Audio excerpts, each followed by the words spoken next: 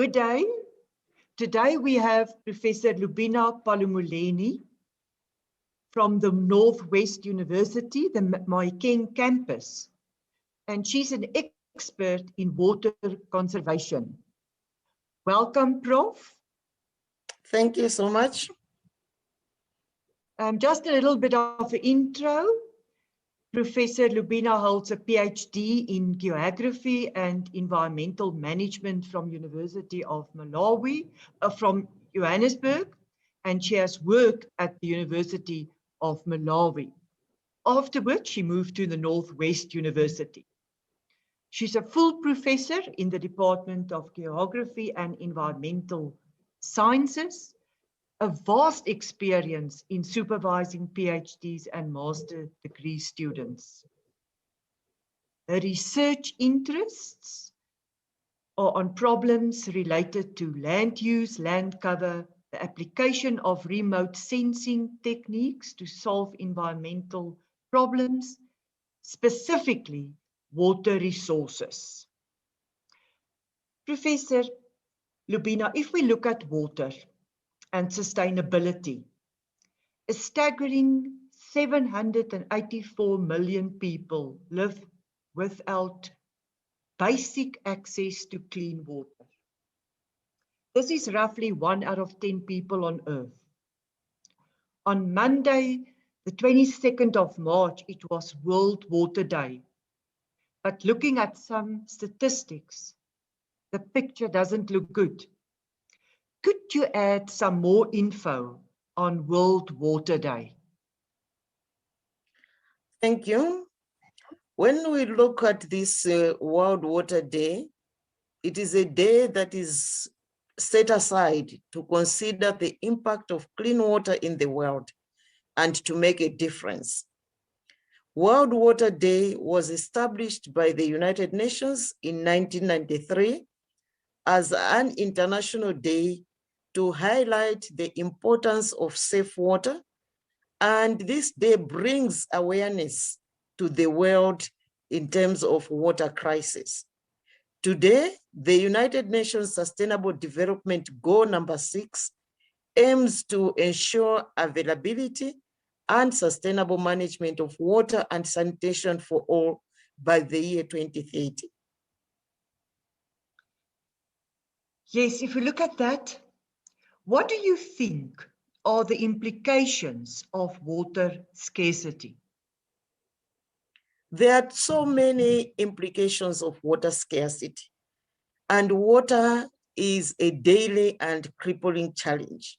Without water, we can't grow food, we can't build houses, we can't stay healthy, we can't stay in school, and even we can't keep working. For example, right now we have the COVID-19, and one of the protocols is frequent washing of hands.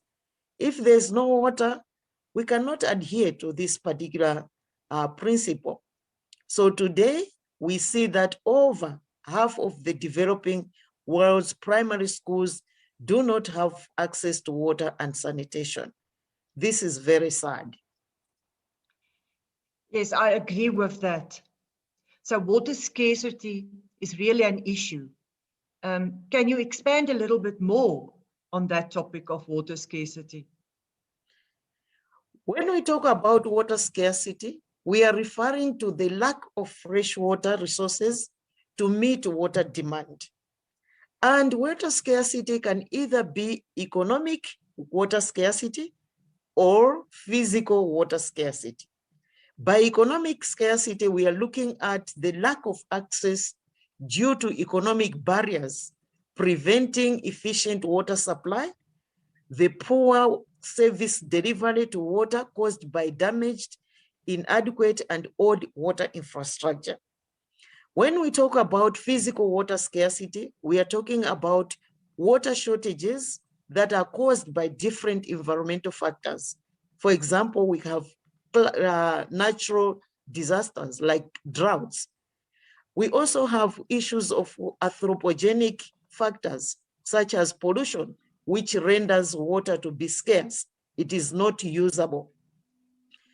And every day in rural communities throughout sub-Saharan Africa, millions of people suffer from a lack of access to clean, safe water. For school-aged children, it's a burden that traps them in poverty. Globally, 1 in 9 people still have no access to water. And in some situations, it is even severe, whereby 9 out of 9, they have no access to clean water. And according to World Health Organization, 3.2 million children under the age of 5 in developing nations will die each year as a result of unsafe drinking water and poor sanitation. A survey which was done by Water Watch cites that approximately 3.5 billion people will have to face water shortages by 2025, mainly due to water pollution and climate change. Yes, that's devastating. If we come closer to Africa and to our local communities, how does water scarcity has an effect on those local communities? The situation is similar to most African countries and even here in South Africa. There are more people who die from unsafe water in Africa. And if we compare that to violence or wars, you can imagine how many people die. There are even more than that. And 2 billion people, that is 1 in 4, lack access to sanitation, that is proper sanitation. And this has resulted in diarrheal diseases, which are primarily as a result of unsafe water and poor sanitation. And we have also children under the age of 5 who die more than from diarrheal diseases, more than malaria or AIDS or measles combined. So diarrheal diseases in Africa will kill 1 child every 60 seconds. Yes, now we come to the much important part. What do we need to do about this? Water scarcity and water issues or water management, it's a complex issue. And the first part that we need to do is integration of catchment management. That is land use planning, because whatever is happening on the land, it will spill over to our water resources. And also we have to implement some of the water policies that are in place. And the other thing that I have just discovered now is the inclusion of the human aspect. That is, what is our attitude and our behavior in terms of water conservation? The important thing is it starts with me to have that attitude and to have the behavioral change in terms of water conservation. Simple issues like closing a tap, reporting a leaking pipe, those are the small things that we can do. And in addition to that, education, community engagement and participation, we need to engage our communities, teach them about water conservation, teach them the benefits of using water sparingly. So these effects are immense and preventable, and they demand our urgent responses. That's why I'm saying that is up to us as individuals also take action in terms of water conservation. Yes, that is absolutely true. And I think, yes, we urge all the people to reflect on all these facts and to affirm to a commitment to end the world water crisis, and specifically in Africa. And to conclude, Professor, do you have anything to add? Yes, there's something that we need to think about.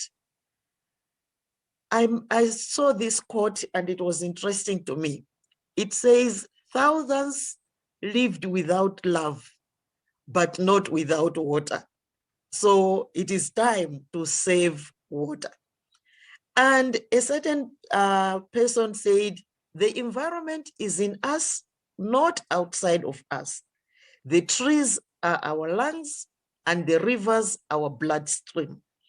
We are all interconnected. And what you do to the environment, ultimately you do to yourself. Do not pollute the environment, because if you pollute the environment, you're polluting your own water resources for your own sustenance. Thank you. Thank you very much, Professor Lubina. This was really interesting, and we hope that this message to keep our environment safe and to conserve our water will reach the correct people. Thank you. Thank you.